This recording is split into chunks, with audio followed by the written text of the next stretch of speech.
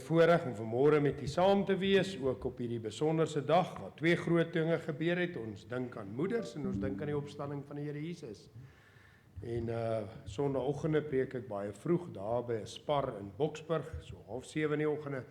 Die vanoggend toe ek daar is, toe kom maar by my 'n gedagte op rondom die belangrikheid van vrouens of dames of moeders in die Bybel. As 'n mens dink van die grootste gebeure in die Bybel, het begin by vrouens. Natuurlik die slegte ene waarvan ons gelees het 'n paar Sondae terug, toe die slang 'n vrou daar in die tuin versoek het. En baie kere dan is dit alwaarna ons dink en ons is altyd net kwaad vir Eva want sy het van die vrug gevat. Maar as 'n mens dan 'n bietjie verder dink, het die Here Jesus gekom deur die toedoen van 'n aardse moeder sonder die toedoen van 'n man. So die wonderlikste geskenk wat aan ons gegee is, het gekom deur 'n vrou. Wanneer ons lees daar in Johannes en ons vind dat Johannes net 7 wondertekens uitlig, belangrike dinge wat die heerlikheid van die Here Jesus na vore bring. Begin eers by Kanaan op versoek van 'n moeder. En dan vind ons nadat die Here Jesus opgestaan het uit die dood uit, besoek hy heel eerste die moeders, die twee dames. En net so toe al die disippels gespat het en ons lees daar waar hy op pad is na die kruis toe, vind ons dis die dames wat saam met hom daai pad kruis toe gestap het. Ons lees nie dat Petrus en baie van die ander mans daar naby was nie. So wonderlike voorreg om vanmôre moeders en dames in ons gemeentes te hê, en ons wil vir julle sê, ons is vir julle baie dankbaar. Is ook baie keer die mees getroue lidmate in enige kerk, hier wat die meeste daar is, en ook 'n wonderlike ding wat die Here vir ons nalaat, die liefde van 'n ma, wat vir ons ook wys rondom die liefde van God, wanneer hy daar in Jesaja praat, wanneer hy sê soos 'n moeder, of in die Nuwe Testament wat hy sê soos 'n hen, haar kykens bymekaar maak, so wil God ons bymekaar maak. So, baie dankie vir julle, wonderlike voorreg om julle in ons lewens te hê, en ons bid saam met die boodskap en gebed van vanmôre, dat die Here julle op 'n wonderlike wyse sal seën. Nou ja, kom ons open hierdie diens vanmôre. Ek groet u vanmôre dan in die wonderlike naam van die Here Jesus Christus, met die woorde wat so gereeld in die Bybel na vore kom: mag genade, vrede en barmhartigheid vir u vermeerder word in die wonderlike naam van God ons Vader, die Here Jesus Christus en die Heilige Gees. Amen. Kom ons staan vanmôre, dan open ons hierdie diens met Gesang 305 verse 1 en 2, jeuglike tyding.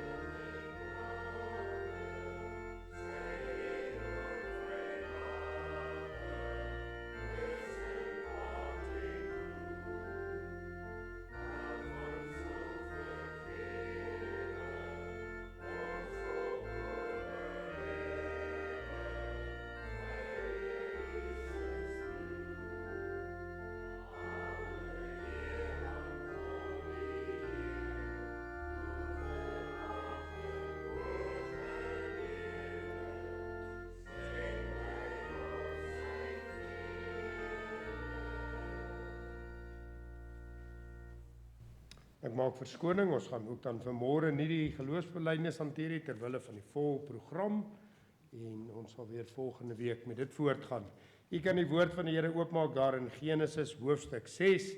Genesis hoofstuk 6, ons is besig met die tema oor 3, en dan begin ons ook so met die Pinksterreeks, gaan ons na hierdie verlossingsplan, na waarna ons vlugtig verwys het verlede week. Die 3 aspekte sal ons oor die 3 Pinksterdienste dan met u behandel, en ons lees dan saam in Genesis 6 vanmôre, saam 'n paar versies, As jy die woord daar oop het, kom ons, maak ons harte stil. Dankie dierbare Hemelse Vader, dat ons vanmôre voor U kan buig, dat ons vanmôre weer opnuut ons afhanklikheid teenoor U kan verklaar. Here, dit is nie net 'n weeklikse instelling of maar net 'n gewoonte nie. Dit is 'n voorreg vanmôre vir ons om voor U te kan kom. Om vanmôre te kan weet dat daardie graf is nog steeds leeg, Here. U het opgevaar, dit wat ons sal herdenk donderdag hier. Sit in die regterhand van die Vader, van waar hy sal weerkom. En ons dink daaraan dat Paulus skrywe daardie woorde in Handelinge 17. Hy sê God het aan die tye van onkunde oorgesien en verkondig nou aan alle mense oral dat hulle moet bekeer. Hy sê want hy het 'n dag van oordeel bepaal en hy het vir ons sekerheid daarvan gegee deur 'n persoon uit die dode op te wek. Die Here Jesus is vanmôre lewend. Dis vanmôre 'n lewende Jesus wat ons kan aanbid, 'n lewende Jesus wat ons verlosser is. En ons dankie daarvoor. Ons bid U, ons aanbid U vanmôre. Ons bid dat U vanmôre die eregas in ons midde sal wees. Dat U deur die Heilige Gees ons vanmôre sal bewus maak van U-self en van die teenwoordigheid. Here, want ons eerste behoefte vanmôre is dat U vanmôre verheerlik sal word. Dat dit in daardie atmosfeer sal wees wat ons U sal sien soos U is en dat ons lewens sal verander in daardie spieelbeeld na die gelykvormigheid van die Here Jesus Christus. Baie dankie vir hierdie Sondagmôre. Dankie dat ons vanmôre kan dink aan die dames en vrouens, ma's in ons lewens. Dankie dat ons vanmôre vir U kan dankie sê vir iets soos 'n ma. Here, toe U daar in Genesis in die tuin ag gee op die mens, die eerste keer wat U ag gee, werklik ag gee op die mens, toe sê U moet vir hom 'n hulp maak, Here. En ons dankie vir daardie hulp wat U gemaak het vir die mensdom. Ons dankie vir elke dame vanmôre hier teenwoordig. Ons bid dat U op hulle op 'n wonderlike wyse sal seën. Hulle sal bemoedig, sal versterk. Ja, Here, soos ons vanmôre in daardie gedeelte ook gehoor het, Here, dis nie altyd lekker tye nie. Soms is dit hartseer tye, daar's swaar tye. Partykeer is dit 'n alleen stryd.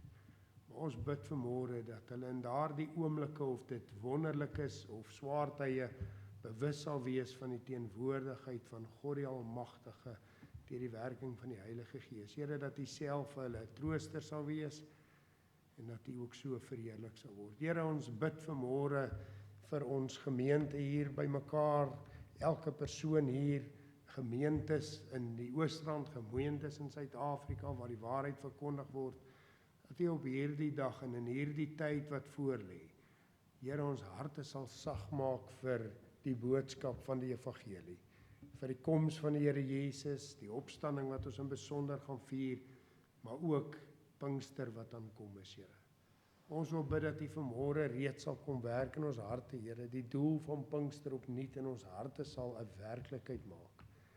Here, dat U die doel van Pinkster in ons lewens 'n realiteit sal maak, wat soos wat dit daar gebeur het by die eerste uitstorting van die Heilige Gees, sal uitsprei en mense se lewens sal verander. Ja, Here, die doel is, U het gesê, ek stuur vir julle die Heilige Gees sodat julle my getuies kan wees. Ja, Here, ons bid dat hierdie Pinksterdiens en dienste wat na vore lê, nie net sal gaan rondom myself nie, maar dit sal gaan rondom die koninkryk van God en dit wat U wil kom doen het op aarde deur daardie gebeurtenis. Here, dat daardie doel 'n realiteit in my en elkeen van ons se lewens sal wees. En daarom bid ons, o dierbare Vader, Here Jesus, kosbare Heilige Gees, kom besoek ons op 'n besonderse wyse hierdie Pinkstertyd. Ja, Here, ons dink daaraan, hulle was daar in die bovertrek en ewe skielik toets die gebou geskit. By ander geleenthede lees ons dat ewe skielik, op 'n tyd wat hulle dit nie noodwendig verwag het nie. En so wil ons bid, Here. Ons weet nie sal dit wees nie, ons weet nie wanneer sal dit wees, wanneer die weer en herlewingsvuur uitbreek nie, maar ons wil bid dat U ons gereed sal vind. Stel ons harte in op daai frekwensie om U woord te hoor. Stel ons harte in vanmôre om die sagte stem van die Heilige Gees te hoor, om 'n rusplek te wees vir Hom, sodat U in en deur ons lewens verheerlik mag word. Dankie daarvoor. Seën die woord in Jesus naam bid ons. Amen. Ons lees net enkele paar verse saam daar in Genesis, weer vanaf vers 1 in hoofstuk 6. Verskoon my. Genesis 6 vanaf vers 1. Toe die mense op die aarde begin vermeerder en daar vir hulle dogters gebore is, sien die seuns van God dat die dogters van die mense mooi was en hulle het vir hulle as vroue geneem, almal wat hulle verkies het. Toe sê die Here dat my gees nie vir ewig met die mens sal heers nie, omdat hy ook vlees is, maar sy dae sal wees 120 jaar.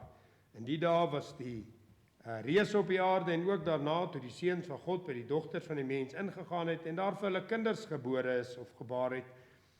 Dit is 'n geweldiges uit die ou tyd, die manne van naam. Toe die Here sien dat die boosheid van die mens op die aarde groot was en al die versinsels wat hy in sy hart bedink altyd deur net sleg was, het dit die Here berou dat hy die mens gemaak ooit op die aarde gemaak het. En daar was smart in sy hart. En die Here sê, ek sal die mens wat ek geskaap het van die aarde verdelg, die mens sowel as die vee en die kruipende diere en die voëls en van die hemel, want dit het my berou dat ek hulle gemaak het. Maar Noag het genade gevind in die oë van die Here. Dit is die geskiedenis van Noag. Noag was 'n regverdige, opregte man onder sy tydgenote. Noag het met God gewandel. Net sover uit die kosbare en onfeilbare woord van die Here. Nou, soos ons besig is met die tema oor 3, vind ons telke male hierdie gedagte na vore kom.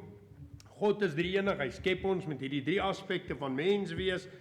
Ons vind reg deur die Bybel hierdie beelde na vore kom. Die Egipte lewe spreek woordelik, die verlore sondaar op pad hel toe, die lewe in die wildernis na redding na die Rooi See, spreek woordelik van die vleeslike kind van die Here, wat die Here dien en vrygemaak is van die mag van Farao en van sonde, maar wat maar 'n val en opstaan lewe, kan amper sê 'n lewe van emosionele en gebrekkige godsdiens. Waar as daar ietsie verkeerd gaan, dan kla hulle maar weer en dan vind ons die Kanaans-lewe, die oorwinningslewe, waar hulle dan grondgebied inneem vir die koninkryk van God. En so het ons dan verlede week kortliks gekyk na die verlossingsplan van die Here, wat op 3 aspekte is. Dus in die eerste plek het die mens geval in sy status teenoor wie God is, sy verhouding met God, en tweede teenoor mekaar, en ten derde teenoor die aarde. En dan gaan ons in hierdie 3 dienste van Pinkster nou in meer diepte na elkeen van hulle kyk. Regverdigmaking, heiligmaking en uiteindelik verheerliking by die laaste geleentheid. So, vanmôre begin ons by die eerste van hierdie 3 stappe in die verlossingsplan, naamlik regverdigmaking. Daarom vanmôre die tema van 3, regverdigmaking. Dis die eerste stap in die verlossingsplan van God, en iets wat ons dan duidelik vind in Noag se lewe, want hy het genade gevind, en as gevolg van daai genade sê die Bybel, hy was 'n regverdige man, hy was opreg gewees, en hy het met God gewandel. Nou hierdie eerste stap, naamlik regverdigmaking, vind ons dan reeds in sy lewe as 'n realiteit, 'n afgehandelde saak, iets wat reeds gebeur het. En ek het hier geskrywe in my notas, hier in my notas het ek vanmôre geskrywe, as gevolg van die sondeval het die mens op 3 vlakke in sy status geval. Nie nou die 3 aspekte van mens wees nie, ons kyk nou na die eerste aspek, het in 3 aspekte van vlakke geval, ons gaan dit binnekort behandel, maar ek het hier geskrywe, as God dan vir ons 'n vermaakte verlossingsplan beraam het, soos wat ons verlede week gesien het, hy het op die kruis reeds gesterwe vir ons regverdigmaking, vir ons heiligmaking, sowel as vir ons verheerliking. En as die Here Jesus Christus gesterf het, gekruisig is, met ander woorde begrawe is, opgestaan het, opgevaar het, dit wat ons donderdag gaan behandel, aan die regterhand van God sit, is hierdie verlossingsplan dan nie outomaties myne nie? Dis die eerste vraag vanmôre.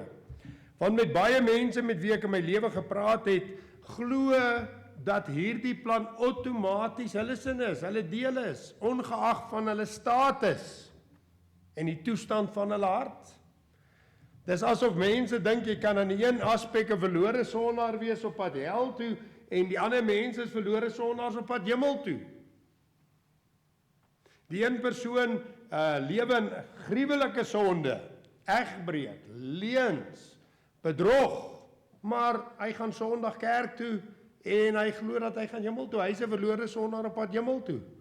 En dan kyk hy neer op die ander persoon wat 'n baie mooi lewe lewe. Hy pleeg nie egbreek nie, hy en sy vroutjie is nou vir 30 en 40 en 50 jaar getroud en hy pleeg nie bedrog nie en hy doen nie hierdie uitermate goddelose uiterlike sondes nie, maar hierdie persoon sê, maar jy weet, ek is daar 'n lidmaat by 'n kerk, ek's 'n verlore sondaar op pad hemel toe en jy's 'n verlore sondaar op pad hel toe.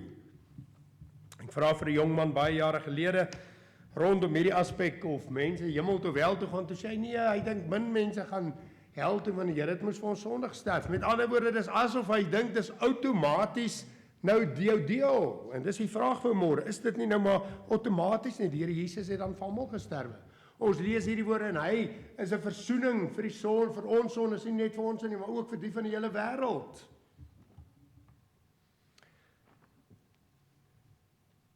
Nee, skryf ek hier 1000 maal nee, dis nie outomaties nie. Waarom is dit dan vir my nodig om te reageer? Daar moet 'n reaksie wees. Daar moet 'n reaksie wees op hierdie gawe wat God vir my en jou wil gee. En weer eens het ek die vraag hier geskrywe, maar waarom moet ek reageer? Waarom is dit nodig om 'n getuienis van redding te hê? Is belangrik vanmôre. Want Pinkster is nie vir mense wat ongered is nie. Jy moet gered wees. Dis die eerste stap. Die hele doel van Pinksterdag, daardie uitstorting was gewees om die kerk te bekragtig vir die werk wat voorlê. En daarom moet ons vanmôre by regverdigmaking bring. Want dis die doel van Pinkster. Hulle moes daai boodskap uitgevat het na die wêreld sodat hulle regverdig gemaak kan word, sodat hulle by Pinkster kan uitkom, sodat hulle dit vir ander mense kan vertel dat hulle regverdig gemaak moet word. Waarom is dit nodig om 'n getuienis van redding te hê? Die Here Jesus praat met Nikodemus daar in Johannes hoofstuk 3 en hy sê Nikodemus, jy moet weer gebore word. Die Here Jesus het gesterwe op die kruis van Golgotha sodat jy weergebore kan word, maar luister mooi, jy moet weergebore word. Dis 'n gebeurtenis. Dis 'n definitiewe gebeurtenis. Nou vriende, ons almal weet wat is 'n definitiewe gebeurtenis. Dis iets wat werklik gebeur het. Met groot respek, soos die Engelse man sê, dis nie 'n pie in the sky, iets wat jy dink kan gebeur nie, dis iets wat gebeur het. Met elkeen van ons het in hierdie week wat verby is, dinge gebeur. Sommige goeie dinge, ander slegte dinge. Onlangs het ons goeie boodskap gekry van 'n groot kontrak wat ons gekry het. Dis 'n definitiewe gebeurtenis. Ek weet dit het gebeur. Ek kan nie vanmôre vir julle sê presies watter dag, datum het wel. Ek kan vir julle sê wat se jaar dit gebeur het. Ek kan vir julle sê wat se maand dit gebeur het. Ek kan nie noodwendig vir julle sê dit was die 15de April of dit was die 18de April of dit was die 20ste April nie, maar ek kan vir julle presies sê dit het gebeur in die jaar 2026. Ek kan vir julle sê dit het in April gebeur. Ek kan vir julle sê ek was daar in my kantoor gewees toe die e-pos deurgekom het. Ek kan vir julle baie daarvan vertel. En dit is baie belangrik. Baie mense vra maar moet ek 'n dag en 'n datum hê? Vriende, jy moet 'n dag en 'n datum hê. Jy gaan dalk nie weet dis die 15de of die 16de nie, maar jy sal weet ongeveer wat se jaar dit is. Dalk gaan jy nie die presiese maand weet nie, maar jy gaan weet wat het gebeur. Daai e-pos wat deurgekom het, daai groot kontrak wat ek gekry het, 'n definitiewe gebeurtenis. Jy gaan weet, daai my eerste motorongeluk. Ek kan nie vir presies sê nie. Ek kan vir sê ek het by Coca-Cola gewerk, was my eerste motorongeluk. Nou jok ek vir julle, ek was 'n skoollaaitjie gewees toe hulle oom my leer bestuur, my eerste motorongeluk. Ek kan nie vir julle sê was dit 6 of 7 nie, maar ek weet ek was nog net in die hoërskool in gewees. Ek onthou die bakkie wat ek gery het, ek onthou die persoon wat agterop gestaan het, ek onthou hoe dat ek gegly het, ek onthou hoe dat hy afgeval het. Daar's baie wat ek kan vertel, want dit was 'n definitiewe gebeurtenis. Die tweede ene toe ek by Coca-Cola gewerk het.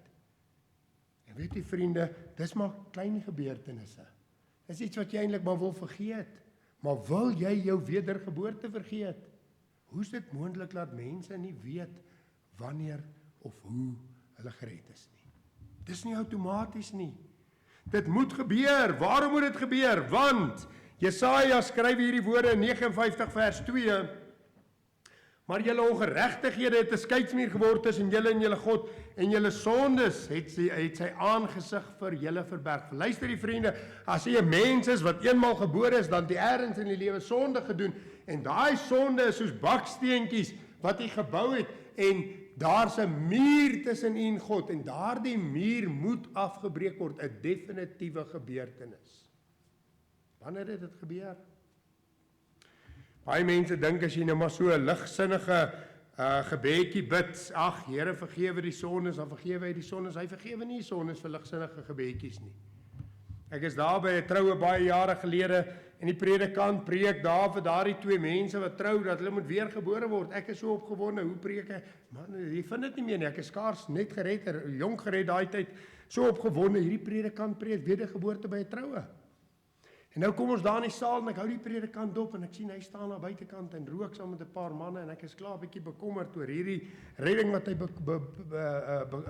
verkondig, en ek sien die kroeg maak ook, en hy's omtrent die eerste persoon daar, en daar's 'n persoon met 'n vuil mond wat die seremoniemeester is, en hy maak 'n vuil grap, en ek raak hartseer, en die man sit te lag en laat amper van sy stoel afval. En ek dink, hoe het hierdie dominee hierdie boodskap vandag gepreek? En julle sal dit glo nie, hulle roep hom wragtig om nog 'n tafelgebed ook met daai vuil gedagtes van hom te kon doen. Ek is eintlik spyt ek het geluister na sy preek. En hy kom daar en hy sê, ag Here, baie dankie vir die kos, seën die kos en vergewe ons baie sondes. Dink julle daai sonde word vergewe? Niks word vergewe nie. Daar moet 'n definitiewe gebeurtenis wees. Ons lees in Romeine 3:23, want almal het gesondig en het ontbreek aan die heerlikheid van God. Vriende, u is nie outomaties 'n kind van die Here in die dae van die geboorte af. Moet daar iets met u gebeur, want almal het gesondig en dit ontbreek hulle aan die eerlikheid van die God. Wat verstaan mense nie wanneer oor hierdie temas praat? Romeine 6:23, die loon van die sonde is die dood. Elkeen wat sonde gedoen het, verdien die dood. Baie mense is goeie verlore sondaars. Ek dink aan die getuienis van 'n predikant wat gesê het van die ouderdom van 11 jaar oud af het hy net die Bybel gelees. Hy weet nie van 'n dag wat hy gevloek het nie. Hy weet nie van 'n dag wat hy gelieg het nie. Hy was 'n wonderlike mens gewees, 'n wonderlike verlore sondaar op pad hel toe. Hy het 'n begeerte gehad om 'n predikant te word, en die Here het op 'n wonderlike wyse voorsien, en hy het gaan studeer om 'n predikant te word, en terwyl hy studeer, praat hulle daar by die kweekskool van bekering, en hy raak sommer kwaad, want wat is dit vir bekering is dit? Hy's 'n verbondskind, waarvan moet hy hom bekeer? En hy's ver gevorderd in sy teologie gewees, waar hy daar by 'n kamp gaan preek het saam met 'n ander predikant, en die eerste predikant preek die eerste 2 boodskappe, hy die laaste 2, klomp jong mense daar in die Kaap. En die predikant sê vir hom na die tweede diens, hy sê, jy gaan moet preek vandag, want hier het nog die mense tot bekering gekom. Hy sê hy vererg hom sommer in sy hart weer 'n keer, van is dan wit mense, hoekom moet hulle tot bekering kom? Dis verbondskinders.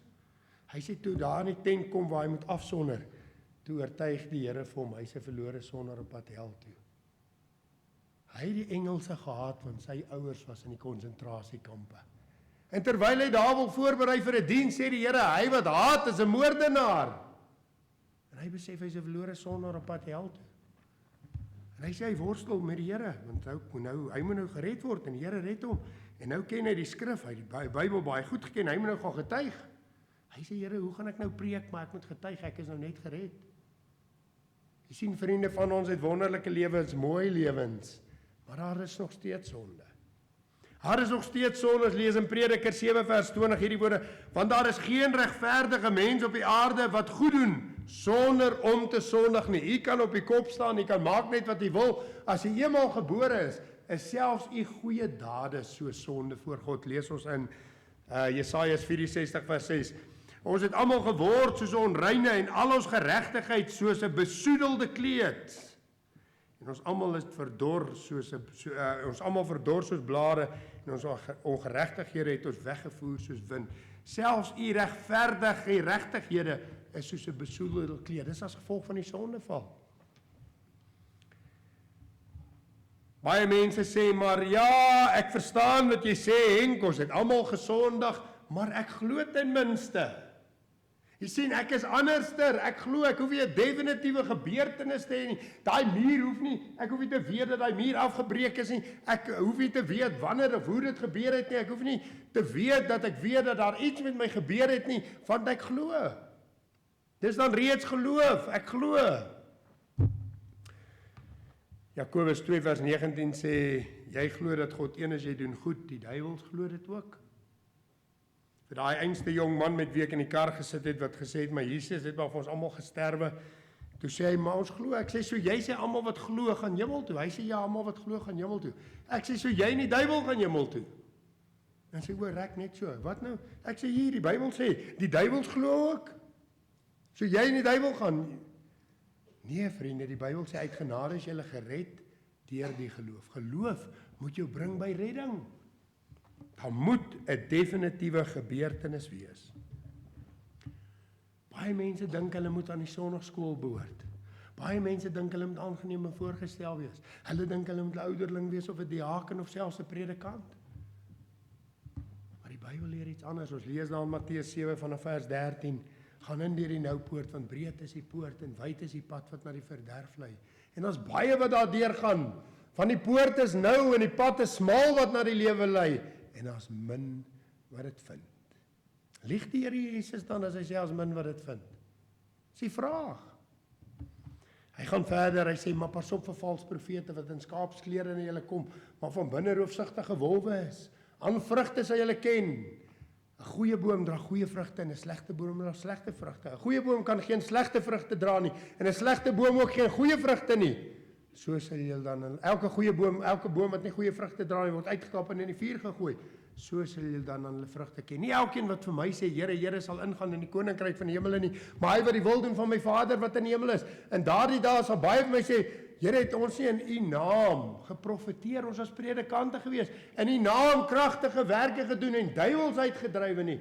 Dan sal ek vir julle sê, gaan weg van my, julle wat die ongeregtigheid werk. Ek het julle nooit geken nie.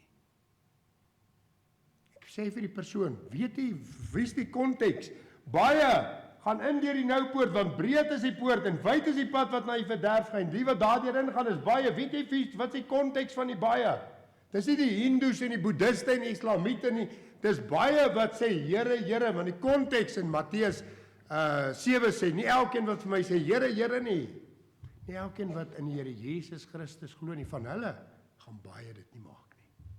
Daarom moet daar 'n definitiewe gebeurtenis in my en jou lewe wees. En daardie gebeurtenis moet op 3 vlakke my lewe totaal en al verander. En ek wil vanmôre met u praat oor hierdie 3 vlakke. In die eerste plek, met die sondeval, het my status in my verhouding met God verander. Ten tweede, my status as mens wie ek is. En ter derde, my status in verhouding met sonde. En op elkeen van daai 3 aspekte moet die Here vir my iets kom doen by wedergeboorte. Hy moet by in elkeen van daai 3 aspekte vir my iets doen, sodat ek soos Noag kan wees. Noag was 'n regverdige. Met ander woorde, daar moes iets met Noag gebeur het. En in die eerste plek vind ons dat by die sondeval het die mense vyand van God geword. Die mense verhouding met God het verander. Waar jy eens in verhouding met God gewees het, 'n nabye verhouding, 'n kindskap van verhouding soos die Nuwe Testament vir ons sê, het verander in vyandskap. Van nature begeer die mens om die wil nie meer om die wil van God te doen nie. Ons begeer nie van nature om aan God gehoorsaam te wees nie, en dit moet verander. Wel, baie mense soos daardie predikant sal my sê, maar ek het 'n begeerte gehad om die Bybel te lees van kleins af. Ek het 'n begeerte gehad om 'n predikant te word en ek het dit selfs geword. Nog voor die Here homself gered het. Maar jy sien vriende, daai begeerte was nie regtig na God nie. Daai begeerte was nie regtig na die woord en die wil van God nie. Daai begeerte was nie regtig om 'n predikant te word nie. Daai begeerte was as gevolg van sy opvoeding. Hy's grootgemaak in die kerk, sy ma het miskien vir hom iets gewys, en in daai iets wat hy gesien het, wou hy ook iets gewees het. En hy het 'n begeerte gehad om die goeie seun te wees. Hy het nie geweet, daar is seuns wat wil 'n goeie seun wees, en ander wil 'n stout seun wees. Party dogters wil 'n soet dogter wees en ander wil 'n stout dogter wees. Dis 'n realiteit van die lewe. Jy vind hulle daar by die klaskamer. Die een wil voorbeeldig wees, die ander een kyk hoe rebels hy kan wees. Dit gaan maar gepaard met jou persoonlikheid en jou opvoeding. Maar van nature wil ons nie God se wil doen nie. Ons lees daai woorde in Romeine 3 vanaf vers 11. Daar is niemand verstandig nie, daar is niemand wat God soek nie. Die Sondae sit die kerk vol. Selfs vol ongeredde mense, hulle soek nie God nie. Hulle soek aanvaarding. Hulle soek raak gesien. Hulle soek emosie. Hulle soek verskillende dinge. Dange wat sy kerkie gaan. Ek ken mense, ek het vriende, ek het familie wat die Here gesoek het vir finansiële waardes. Want die Here seën moes sy kinders. En toe hulle agterkom het werk jy so nie, toe gaan hulle maar weer aan die ander kant toe.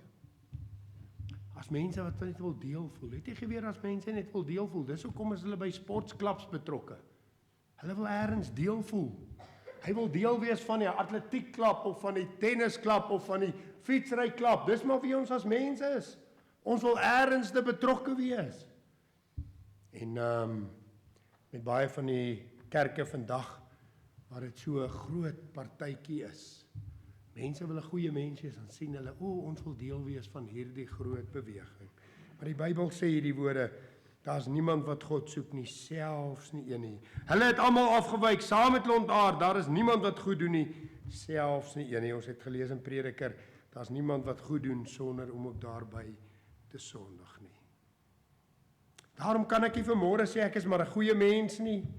Ek kan nie vanmôre sê ek is aangeneem of ek is 'n lidmaat van 'n kerk nie. Ek lees my Bybel elke môre nie. Baie mense lees hulle Bybels elke môre. Ongered. Daar moet 'n gebeurtenis wees. Daar moet 'n gebeurtenis wees waar my verhouding met God verander het. Sê vir my meneer, mevrou, jongman, jong meisie, wanneer was jy 'n vyand van God en wanneer het jy 'n kind van God geword? Het daai verandering plaasgevind? Ek wil vir my verstout vanmôre om te sê, as jy vanmôre hier na een van die kinders toe kan gaan, wat ergens te deel ouers weggegooi was of weggeneem was en opgeëindig het in 'n kinderhuis of 'n weeshuis soos ons dit geken het, en iemand hulle oor daai kind ontferm het, en iemand daai kind uiteindelik aangeneem het, en jy vanmôre na daai persoon toe gaan, dan gaan hulle vir jou kan sê, ek was 'n weeskind, maar ek het 'n pa en 'n ma gekry. Miskien gaan hulle ook vir jou kan sê, hulle was 4 jaar oud, of 6 jaar oud, of 10 jaar oud, maar hulle gaan weet, hulle was nog in die laerskool, of hulle was in die hoërskool, en hulle het van huis verander, hulle het van status verander, van weeskind, na, van wijkfamilie, vermeulen familie, wat ook al. Jy sien vriende, in die eerste plek moet ons status verander, en God wil dit vir ons doen. Ons lees daar in Lukas 13 vers 26, wanneer aan die einde van tyd sal kom, dan gaan mense sê, dan sal hulle begin sê, ons het in die teenwoordigheid geëet en gedrink, en op die strate het hy ons geleer. Here, o Jesus, ons het aan die voete gesit en leer, ons het saam met die 'n maaltyd gehad, daar toe sag die gees was, en daar toe die vrou gekom het en die voete gewas het met haar trane, ons was aan tafel, ons het saam met hy geëet. Dan gaan die Here sê, maar ek het jou nooit geken nie. Wanneer het jou verhouding met God verander? Dis baie belangrik vir môre, vriende. Dis nie iets wat ons vir môre so kan afjak hier op die een kant nie.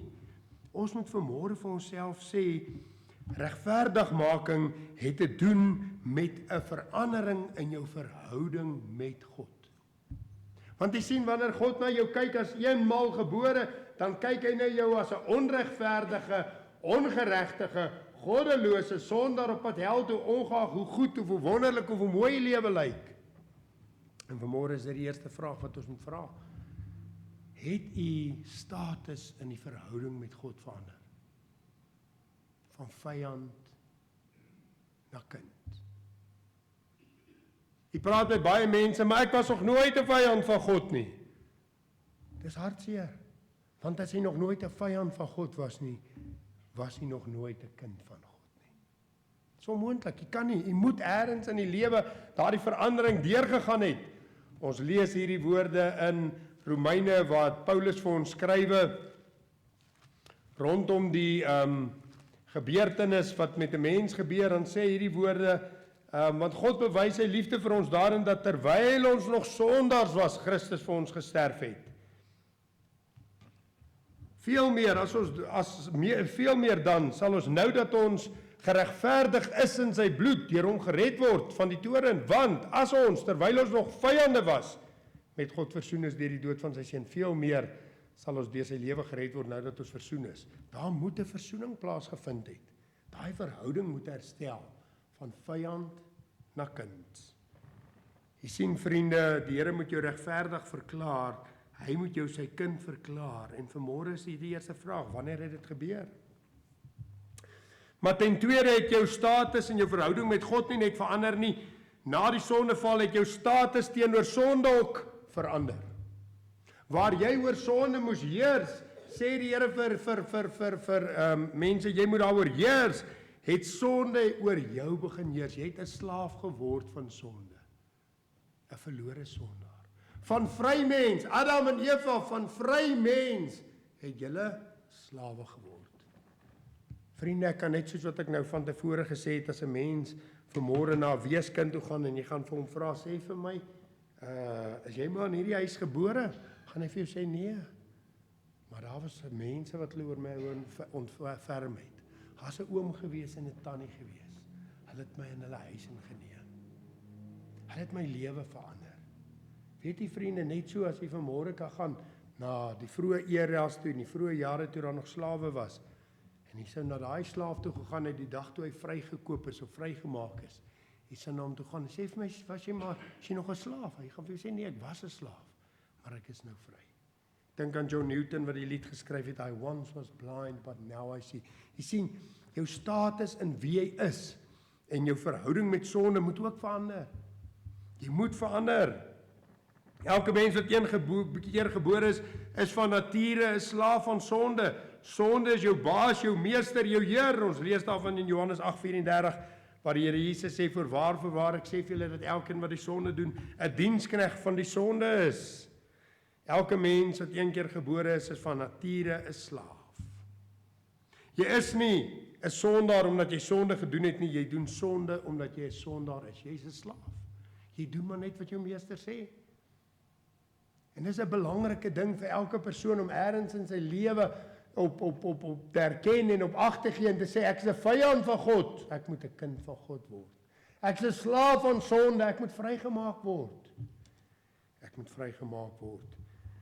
Jou status moet eers verander van sondaar na weergebore kind van God. Weereens vriende, luister daarna, jou status moet verander. Dis 'n definitiewe gebeurtenis, dis nie iets wat so lukraak eers te kan plaasvind nie. Die oomblik toe ek my vroutjie trou, toe gebeur daar iets, haar verander van mosterd na van wit toe. Haar status verander in wie sy is, van 'n jong dame na 'n huweliksmaat. Hoe kan ons nie daarvan weet nie? Hoe kan ons nie daarvan bewus wees nie? Jou status moet verander. Sommige van ons is goed wêrelds gesproke, ons het reeds daaroor gepraat, ons steel nie, ons moord nie, ons pleeg nie egbreek nie, maar ons praat ons altyd die waarheid? Is daar jaloesie in ons harte? Is daar tweedrag in ons harte? Skinder ons 'n bietjie? Het ons haat teenoor die Engelse, want ons ouers was in die konsentrasiekamp gewees, is daar hoogmoed? Jy sien vriende, ongeag wie is, almal van ons het gesondig. Ons almal is gebore 'n slaaf van sonde. In Johannes 1:10 sê, as ons sê ons het nie gesondig nie, dan lieg ons en die waarheid is nie in ons nie. As ons sê ons het nie gesondig nie, dan lieg ons en die waarheid nie. Almal van ons moet dus ook van ons sonde status regverdig gemaak word. Daar moet 'n verklaring uitgereik word. Jy, slaaf van sonde, jy word vrygekoop deur die bloed van Christus. Jy's nie langer 'n slaaf nie, jy's nou 'n vry mens. Sê vir my, meneer, mevrou, wanneer het dit met u gebeur? Maak nie saak hoe jonk jy is nie, dis jong kinders vandag in die diens. Sê vir my, is jy nog 'n slaaf? Wanneer het die Here jou vrygemaak? En dan die derde aspek is ook jou status as mens wees, nie net jou verhouding met God nie, nie net jou verhouding met sonde nie, maar ook wie jy is, moet verander. Jy sien, want van geboorte af is jy geestelik dood. Van die dag wat jy jou oë oopmaak, is jy op pad na die dood toe. Jy's geestelik dood. En daar moet iets ook verander in wie jy is. Ten derde het ek hier geskrywe is ons van almal van nature geestelik. Ons verstaan en begryp nie waarlik geestelike waarhede nie. Ons het moontlik waardering daarvoor as ons in goeie geestelike huise groot geword het, maar ons verstaan dit nie werklik nie. Daar's nie hierdie dringende dryf en begeerte in ons harte dat mense gered moet word nie, want ons verstaan dit nie. Jy sien die Bybel sê vir ons, julle wat dood was vanweë die sonde en misdade, Efesiërs 2:1, jy's dood. Jy's wonderlike mens. Daai predikant was 'n wonderlike mens. Hoeveel van ons kan sê van 11 jaar oud af het ons net 'n begeerte gehad om die Bybel te lees?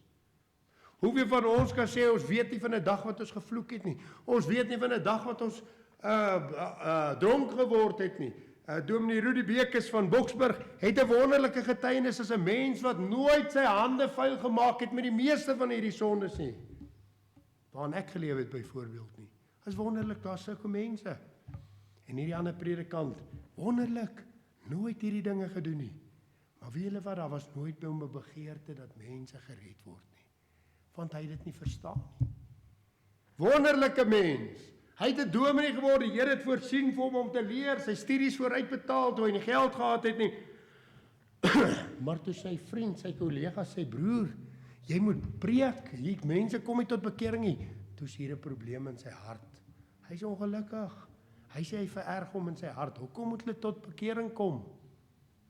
O, vriende, daar's mense wat wonderlik is, maar hulle verstaan nie geestelike dinge nie. Hulle het nie 'n begeerte dat mense gered word nie. Hulle het nie 'n begeerte om vir mense te bid dat hulle weer gebore word nie. Jy hoor dit nie in hulle taal nie, jy hoor dit nie in hulle gebed nie, jy hoor dit nie in hulle gedagtes nie. Jy sien, want 1 Korintiërs 2 vers 14 sê hierdie woorde vir ons, maar die natuurlike mens neem die dinge van die gees van God nie aan nie, want dit is vir hom dwaasheid en hy kan dit nie verstaan nie, omdat dit geestelik beoordeel is. Ek het wonderlike kerkmense in my lewe ontmoet, maar ek hoor niks van 'n begeerte dat mense gered word nie. Niks van 'n begeerte dat kinders verlore sondaars binne in hulle kerke, ek hoor nie 'n uitnodiging om tot bekering te kom nie, jy hoor dit nie, want hulle verstaan dit nie. En dan eendag gaan praat jy met daai een tannie, dan hoor jy, sy's daar in 'n kerkie, in 'n NG Kerk, sy het by my geoefen. Sê sy vir my, Henk, bid vir my broer, hy's nog nie gered nie. Dan sien jy selfs in daai kerk, waar die meeste van hulle nie belangstel in redding nie, die meeste van hulle nie wil praat oor redding nie, die meeste van hulle nie hierdie waarheid kan insien nie, daar is een wat gered is. Sy het 'n begeerte dat haar broer gered word. Hy's 'n lidmaat van die kerk, hy's betrokke by die kerk, sy sê hy's nog nie gered nie. Sy vererg haar nie as jy vir haar sê, kan ek bid vir mense om te red nie. Jy sien vriende, van geboorte af is ons dood vir geestelike dinge. Ons verstaan dit nie, al kom ons geestelik voor. Al kan ons baie geestelike dinge wat deur opvoeding na ons vir ons ingeleer is, ons verstaan nie die erns daarvan nie, van dan moet iets verander en my status as wie ek is as mens moet verander. Daar moet iets in jou binneste gebeur. Jy moet oorkom van duisternis tot lig, van dood tot lewe. As in my eie lewe tye gewees wat ek baie godsdienstig was. Ek het ook emosionele ervarings gehad. Ek het ook goedjies geskryf in my Bybel op 'n stadium voor die Here my gered het. Maar dis eers toe die Here my waarlik red, wat hierdie boek regtig lewend geword het. Nie net kopkennis nie. Wanneer ek ewe skielik 'n begeerte gekry het om te bid vir mense. 'n Begeerte gekry het om met mense te praat. Jy sien vriende, hoe is dit iets wat daar in die duisternis kan gebeur? Jy was in duisternis en jy het in die lig gekom. Jy was dood en jy het lewend geraak. As jy daar na Lazarus toe sou kon gaan, jy sê, Lazarus, sê vir my, was jy maar nog altyd lewendig? Dan gaan hy vir jou sê, nee, ek was in die graf. Hulle moes my daar die graf uitbring, die mure. Hulle moes die lappies van my afhaal. En die Here het my opgewek uit die dode. Weet jy vriende, wanneer die Here Jesus jou siel uit genade red, dan bring hy jou oor van duisternis tot lig. Sê my, wanneer het dit gebeur? Wanneer het hierdie woord vir jou regtig lewend geword? Wanneer het jy werklik waar in 'n diepe, intieme verhouding met die Here gekom? Waar die Here met jou praat. Ek praat nie van hierdie emosionele, die Here het dit vir my gesê, die Here het dit vir my gesê. Party mense sê die Here die hele dag vir hulle alles. Maar ek praat van wanneer die Here regtig deur sy woord met u praat. Jy sien vriende, as ons vanmôre kan afsluit, in die eerste plek sê die Bybel, Noag was 'n regverdige. Daar moes iets met ander woorde met Noag gebeur het. Sy status in verhouding met God moes verander het, van vyand na vriend, van vreemdeling na kind. Iets moes gebeur het met sy verhouding teenoor sonde, waar hy 'n slaaf was van sonde, is hy geregverdig en vrygemaak van sonde. Want ons lees daar in 1 Johannes 1 vers 12, sê die woord, aan elkeen wat hom aangeneem het, het hy die mag gegee om kinders van God te word. Hoor, let op die taal, word. Vreemdeling, vyand. Hy sê as jy die Here aanneem, aan elkeen wat in hom glo, het hy die mag gegee om kinders van God te word. En hulle wat in sy naam glo, let op, wat nie uit bloed, nie hoe jy gebore is nie, wie jou pa en ma is nie uit bloed, nie die wil van die vlees nie deur 'n doop of 'n ding wat een of ander mens toegepas het, 'n voorstelling nie, of nie deur die vlees, nie deur bloed of deur die vlees of deur die wil van die mens of deur die vlees nie, maar uit God gebore is. Ten tweede, lees ons in Johannes 8 vers 36, maar as die Seun jou vrygemaak het, sal jy vry wees. Noag, jy was 'n slaaf, ek maak jou vry, ek regverdig jou. Dis wat die Here doen, wanneer die Here jou regverdig, dan sê hy, vyand, ek maak jou vriend. Vreemdeling, ek maak jou kind. Slaaf, ek maak jou vry. 2 Korintiërs 5 vers 17, daarom as iemand in Christus is, hy 'n nuwe skepsel, die ou ding het verbygaan, kyk, dit het alles nuut geword. Hy sê, weet wat, selfs jou status as wie jy is, dooie, geestelik dood, ek maak jou lewend. Die vraag waarmee ons kan afsluit vanmôre is, hoe? Vanmôre sit ons hier, baie van u is hier weergebore vanmôre, die Here het die siel uit genade gered, anders sit hier is nog nie gered nie, miskien is jy baie jonk vanmôre, en jy sê, maar Jesus, Henk, ek hoor jy preek gereeld hieroor, ek hoor jy noem gereeld, 'n mens moet weergebore word, maar hoe? Weet jy vriende, ons wil dit moeilik maak, ons wil dit ingewikkeld maak, dit is nie ingewikkeld nie, vanmôre so eenvoudig, jy moet in die eerste plek net kan erken, almal het gesondig, en dit ontbreek aan die heerlikheid van God, ek het gesondig. Here, ek is u vyand. Here, ek is 'n slaaf. Here, ek is dood. Ek moet net daai 3 goed kan erken. As ek dit kan erken, dan moet ek dit kan bely. Hy sê in 1 Johannes 1 vers 9, aan hulle wat hulle, en as ons sonde bely, hy is getrou en regverdig om ons die sonde te vergewe, en ons van al ons ongeregtigheid te reinig. Net te sê, Here, ek erken, en ek bely, ek is 'n sondaar. Ek is 'n slaaf, ek is 'n vyand, ek is dood. En weet jy vriende, as jy dit erken met 'n opregte hart, jy berou daaroor, jy bely dit met ander woorde, dan moet jy glo. Dan glo jy vanmôre eenvoudig. Die Here sê hy wil dit vir jy doen. Ons lees daar in Handelinge hierdie woorde. Toe sê hy, wil ek glo in die Here Jesus Christus en jy sal gered word. Het jy al so 'n maklike ding gehoor in die lewe? As jy weet jy is verlore en jy erken dit, dan sê die woorde, glo in die Here Jesus Christus en jy sal gered word. Weereens, daar moet iets gebeur. Dit is nie net die glo nie, daar moet iets gebeur, daar moet redding plaasvind. Die 4de stap is, dan moet ek dit getuig. Sien, as ek dit glo, moet ek dit gaan vertel. Baie mense het nog nooit gered geword. Baie mense het gereageer op 'n diens soos hierdie. Hulle het erken hulle is verlore. Hulle het selfs bely hulle is verlore. Hulle het geglo die Here kan hulle red, maar hulle is nooit gered nie, want hulle was nie bereid om te getuig nie. Jy sien vriende, getuienis is net so belangrik, want as jy dit werklikbaar glo, dan gaan jy mos getuig. As jy glo, jy's vrygemaak, gaan jy getuig, jy's vrygemaak. Ons lees in Romeine 10 vers 9, as jy met jou mond die Here Jesus bely en jou hart glo dat God hom uit die dode opgewek het, sal jy gered word. Want met die hart glo ons tot geregtigheid, maar met die mond bely ons tot redding. Eenvoudig, hoe kan ek gered word? Ek moet erken, ek moet bely, ek moet glo, ek moet getuig. En weet julle wat, dan doen die Here sy deel. Dan bevestig hy jou deur sy Heilige Gees en hy kom gee vir jou getuienis in jou hart. Hy sê die Gees getuig saam met my gees dat ons kinders van God is. Hy sal vir die Heilige Gees gee. Hy het dit vir Noag gedoen in die Nuwe Testament, lees ons. En hierdie manne van die ou dae het almal getuienis ontvang dat hulle regverdig was. Dis wat regverdigmaking beteken. Dit beteken die Here verander jou status. Jou verhouding met hom, jou verhouding met sonde, jou verhouding met wie jy is as mens. Sê vir my as ons afsluit vanmôre, het die Here dit vir jou gedoen? Want jy sien as hy dit vir jou gedoen het, dan is volgende week se boodskap vir jou bedoel. Pinkster. Maar as hy het nog nie vir u gedoen het nie, dan het hy vanmôre geleentheid om na die Here toe te kom en te sê, Here, hier is ek, vyand, slaaf, dood. En weet jy vriende, dis waarvoor die Here gekom het. Hy wil dit vanmôre vir 'n persoon doen. Hy wil vanmôre 'n persoon red. Sal hy kom, as dit U is? Amen, kom ons sluit af. Baie dankie dierbare Hemelse Vader, dat ons vanmôre by die Pinkster boodskap of reeks dienste kan begin by die belangrikste. Ons moet weergebore word. Ons moet regverdig gemaak word. Ons lees hier in hierdie verhaal, Noag het genade gevind by God. En as gevolg daarvan was hy 'n regverdige man.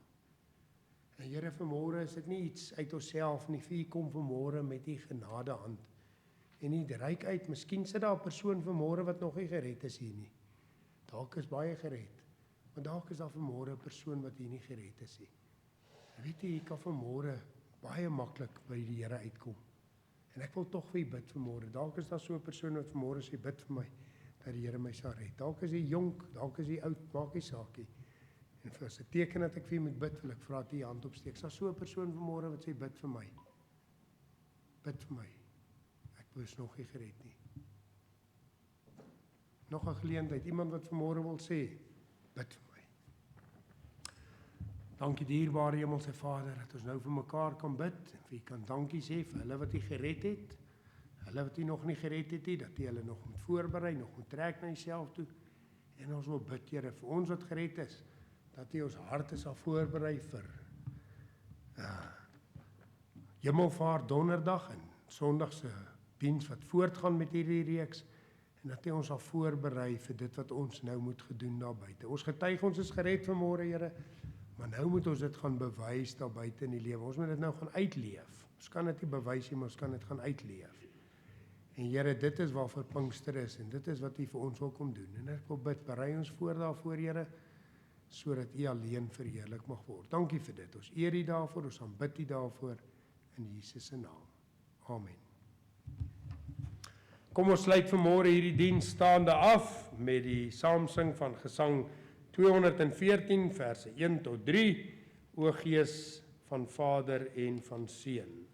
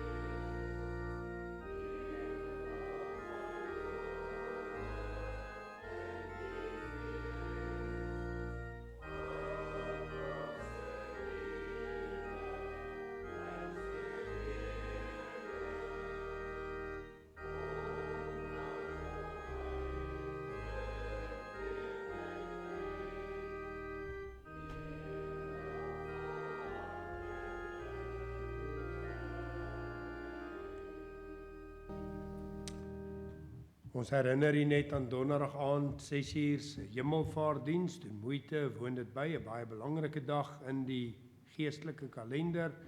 Die Here Jesus het opgevaar, hy sit aan die regterhand van die Vader. En ook as u vanmôre behoefte het, u wil graag saam bid, u welkom om agter te bly. Ons sal graag met u saam bly.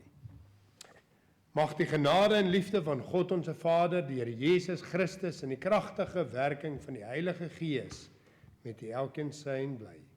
Amen.